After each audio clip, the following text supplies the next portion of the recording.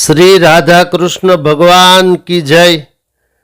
आज इस वीडियो में हम वैशाख मास के शुक्ल पक्ष की मोहिनी एकादशी की कथा सुनेंगे।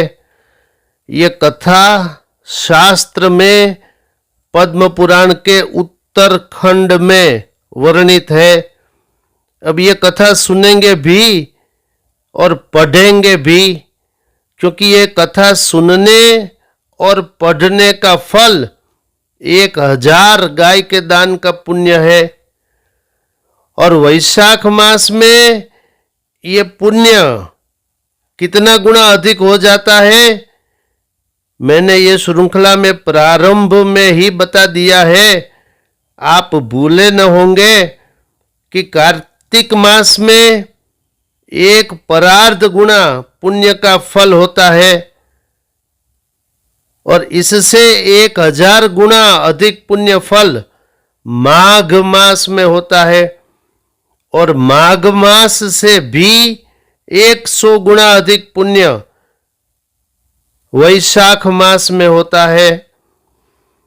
तो यहां ये कथा पढ़ने और सुनने मात्र से 1000 गाय के दान का कितना गुना अधिक पुण्य हो जाएगा, फिर टिप्पणी करेंगे। अभी कथा सुनिए।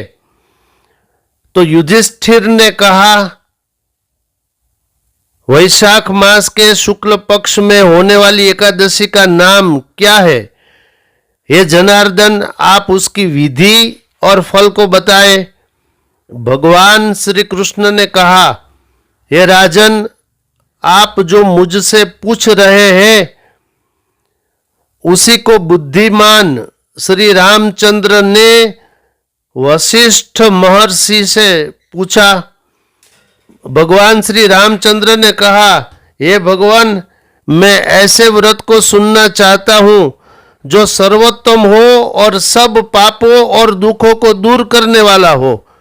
हे महामुने, मैंने सीता के विरह का दुख को भोगा है, अतएव दुखों से भयभीत होने के कारण मैं आपसे पूछ रहा हूं। वशिष्ठ ने कहा, हे राम, आपने बहुत अच्छा प्रश्न किया।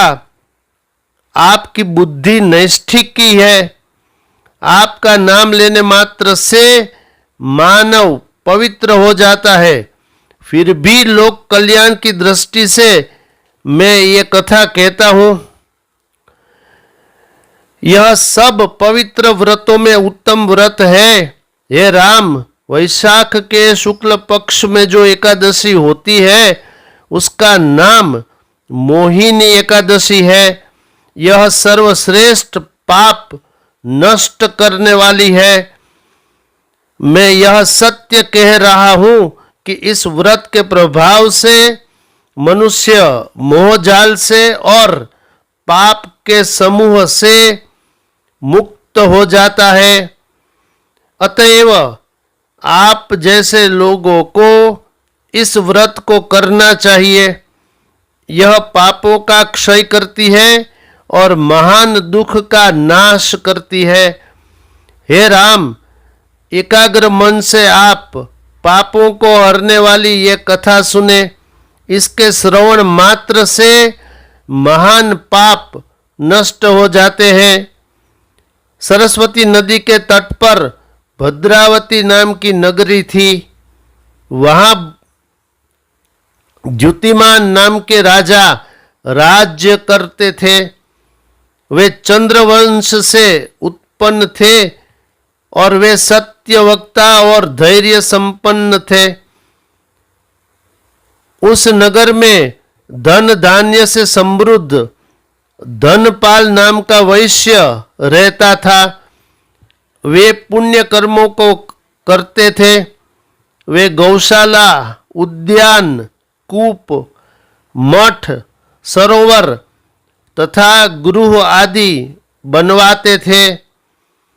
वे शांत स्वभाव वाले और भगवान विष्णु के भक्त थे। उसके 5 पुत्र थे। उनके नाम थे सुमन, द्युतिमान, मेघावी, सुकृत और धृष्ट बुद्धि। यह पांचवा पुत्र महापापी था, सदा पर स्त्री से संबंध रखता था और वींटों की गोष्ठी में निपुण था। वह जुआ आदि के व्यसन में लगा रहता था और दूसरे की स्त्री के साथ संगम की लालसा रखता था। वह कभी देवता, पितृ और ब्राह्मणों की पूजा नहीं करता था। वह अन्याय करने वाला, दुष्ट स्वभाव वाला और अपने पिता के धन का क्षय करने वाला था। वह पापी, अभक्ष्य भक्षण करता था और सदा शराब पीता था। वह दुष्ट गणिका के गले में हाथ डालकर चौराहे पर घूमता रहता था। पिता ने उसको घर से बाहर निकाल दिया और बांधवों ने उसका त्याग कर दिया। अपने अपने देह के भूषणों को भी उसने विनष्ट कर दिया। धन का क्षय होने से गणिकाओं ने भी उसकी निंदा की और उसका परित्याग कर दिया।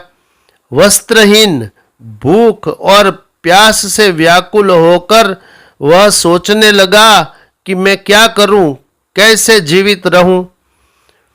उसने अपने पिता के ही नगर में चोरी करना शुरू कर दिया। सिपाहियों ने उसे पकड़ लिया, परंतु पिता के गौरव के कारण उसे छोड़ दिया। वह बार बार सिपाहियों द्वारा बांधा गया और छोड़ा गया। दुष्ट बुद्धि दुराचारी था और हथकड़ी बेड़ी में बांधकर उसको कोड़ों से पीटकर उसको दुख भी बहुत दिया गया और कहा गया कि हे मूर्ख, तुम मेरे देश में कभी रहना मत। इस तरह से कहकर राजा ने उसको कठोर बंधन से मुक्त कर दिया। वह राजा के भय से वहां से तो निकल गया और फिर घोर वन में चला गया। भूख और प्यास से व्याकुल होकर वह इधर उधर दौड़ रहा था। वह सिंह के समान मृग, शुकर और चितर को मारता था।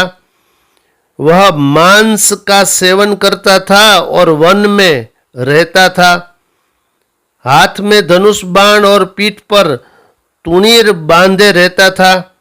वह वन में रहने वाले पक्षियों को मारता था, पशुओं को भी वो मारता था। निर्दयी, दुष्ट बुद्धि चकोरों, मयूरों, कंकों, तित्तिरों और चूहों इत्यादि को तथा दूसरे जीवों को भी मारता रहता था। वह पूर्व जन्म के किए गए पापों के कारण सदा पाप कर्म में ही रहता था। दुख और शोक से संतप्त दिन रात पीड़ित होता हुआ वह एक बार किसी पुण्य के कारण महर्षि कौंडिन्य के आश्रम में चला गया। वैशाख के महीने में गंगा स्नान करके कौंडिन्य ऋषि के पास वो शोक दूर करने के लिए चला गया और कौंडिन्य ऋषि के वस्त्र के जल से बूंद का स्पर्श होने से उस दुष्ट बुद्धि का पाप विनष्ट हो गया। वह कौंडिन्य के समक्ष हाथ जोड़कर खड़ा हो गया। दुष्ट बुद्धि ने कहा, हे ऋषि श्रेष्ठ, आप हमारे ऊपर कृपा करें और उस उपाय को बताए जिससे मुझे मुक्ति मिल जाए। कौंडिन्य ने कहा, जिससे तुम्हारे पापों का नाश होगा उसे तुम एकाग्र मन से सुनो। वैशाख मास के शुक्ल पक्ष में विख्यात मोहिनी एकादशी आती है। तुम मेरे वाक्य से प्रेरणा लेकर उस एकादशी का व्रत करो।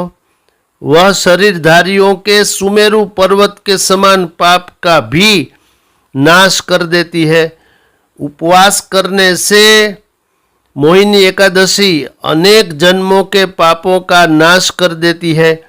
मुनि के इस वाक्य को सुनकर दुष्ट बुद्धि प्रसन्न हो गया। वह कौंडिन्य के उपदेश अनुसार उसने विधि पूर्वक व्रत को किया। ये नृपश्रेष्ठ व्रत कर लेने पर वह निष्पाप हो गया। उसके बाद दिव्य देह धारण करके गरुड़ पर बैठकर समस्त उपद्रवों से रहित भगवान विष्णु के लोक में वो चला गया। हे रामचंद्र, मोहिनी एकादशी का व्रत इस तरह से उत्तम है, चराचरात्मक त्रैलोक्य में इससे श्रेष्ठ दूसरा कोई व्रत नहीं है। भगवान श्री कृष्ण ने कहा, यज्ञ आदि तथा तीर्थ आदि व्रत जो होते हैं उससे ये व्रत अधिक है, अर्थात यज्ञ तीर्थ व्रत इस व्रत के 16वें भाग के भी बराबर नहीं है। हे राजन, इस आख्यान को पढ़ने तथा सुनने से 1000 गाय के दान का पुण्य प्राप्त होता है। अब यहाँ मोहिनी एकादशी की कथा संपूर्ण हुई। अस्तु, इस वीडियो में इतना ही। अगले वीडियो में मैं बोलूँगा कि क्या करने से, कौन सा धर्म कर्म पालन करने से करोड़ करोड़ ब्राह्मणों को भोजन कराने का पुण्य प्राप्त हो जाए। तो मैं शास्त्र के प्रमाण सहित बोलूँगा। आप देखते रहिए मोरे श्याम चैनल। इसे लाइक शेयर कमेंट सब्सक्राइब अवश्य करिए। शेष फिर कभी। बोलिए श्री राधा कृष्ण भगवान की जय।